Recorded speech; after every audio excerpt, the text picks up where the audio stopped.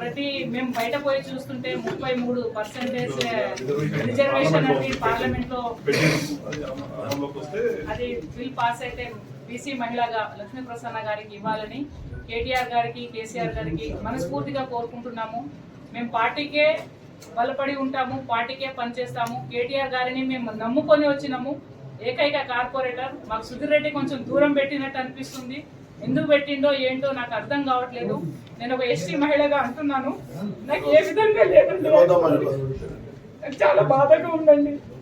ఎందుకంటే నేను కేటీఆర్ గారు పిలిస్తే వచ్చాను పార్టీలో. అలాంటిది సుధీర్ రెడ్డి మాకు ధమకి ఇచ్చి మాకు ప్రాణహాని ఉంది అనే విషయంతోనే మేము బయటికి వచ్చామండి. మాకు చాలా అసలు ఆయన మాట్లాడని విషయాలు మాట్లాడి మాకు పక్కన పెట్టేశాడు. ఏ విధంగా పక్కన పెట్టేశాడు, ఎందుకు పక్కన పెట్టేశాడు, ఈ సభాముఖంగా నేను అడుగుతున్నాను. నేను ఆ రోజు నేను ప్రెస్ మీట్ పెట్టి అడిగి ఉంటే బాగుండేనేమో, నేను తప్పు చేశానేమోనని నేను ఇవాళ బాధపడుతున్నాను.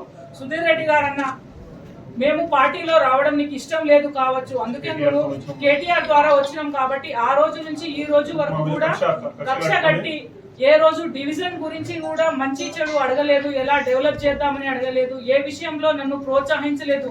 అయినా నేను మా కాలనీలో మాట ఇచ్చినందుకు నేను పార్టీ మారి కాలనీ డెవలప్మెంట్ కోసము నేను ప్రతిరోజు నాకు తోచినట్టుగా నేను కాలనీ వాళ్ళతో తిరుగుతూ, నేను వాళ్ళతోని మధ్యలో ఉంటూ, నేను వాళ్ళతోని మంచి చేసుకుంటూ నేను ఇవాళ అన్ని మంచిగా చేస్తున్నానని నేను అనుకుంటున్నాను. నేను ఎక్కడ ఏ విధమైనవి ఏది చేయలేదు.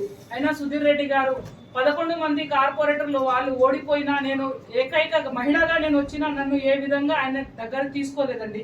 అది నాకు చాలా బాధాకర విషయము.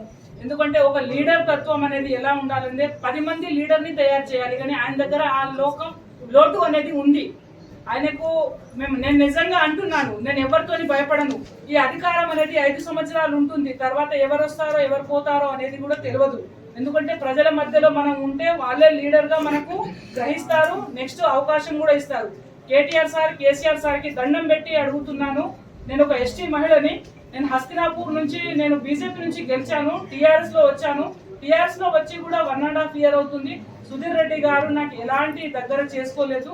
నేను పార్టీ కోసమే పనిచేస్తాను, పార్టీకే బలోపేతంగా ఉంటాను. Thank you.